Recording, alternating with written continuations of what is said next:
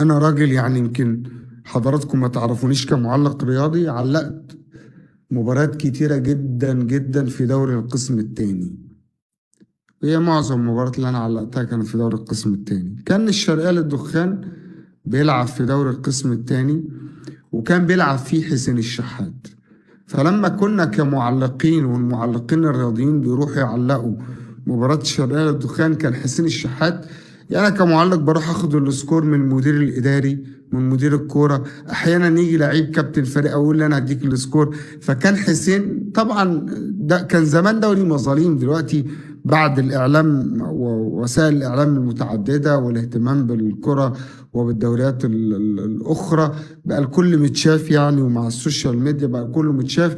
فكان زمان بيفرحوا لما القنوات تروح في الدرجة الثانية، اللي كانوا بيقولوا دوري المظالم مش متشاف كويس. فكان بعض اللعيبة تيجي تقول لك أنا لعيب اسمي كذا، اسم الشهرة بتاعي كذا، وكان في أسماء شهرة كتير بتجيلنا مثلا وكنا بنرفضها. فكان حسين الشحات بيجيلنا كمعلقين يقول أنا اللاعب رقم 24 أو مش متذكر رقم كام في صفوف الشرقية للدخان، اسم حسين الشحات، بس اسم الشهرة بتاعي حسين قلة. ما تقولش حسين الشحات، قولوا حسين قلة. والله هذا حدث. فكنا بنرفض كمعلقين، نقول ان احنا مش هينفع نقول اسم الشهرة ده في التلفزيون، يعني حسين قلة. لدرجة انه الزميل الصحفي محمد القاضي، كلكم اكيد تعرفوه، كان حسين الشحات موجود في التوقيت ده في نادي الشرقية للدخان، وكان اعتقد ان احمد حسام ميدو اوصى المسؤولين في الزمالك وقتها، قال لهم اتعاقدوا مع حسين الشحات.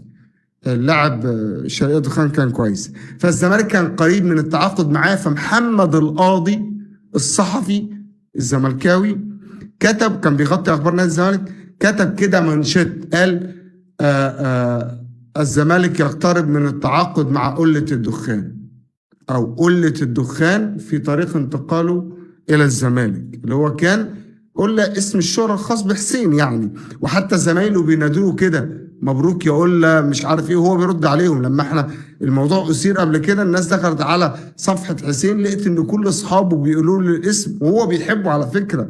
انا والله لو اعرف ان هو بيتضايق من الاسم انا مش هذكره ولا هقوله، لان ربنا سبحانه وتعالى ولا تنابذوا بالالقاب.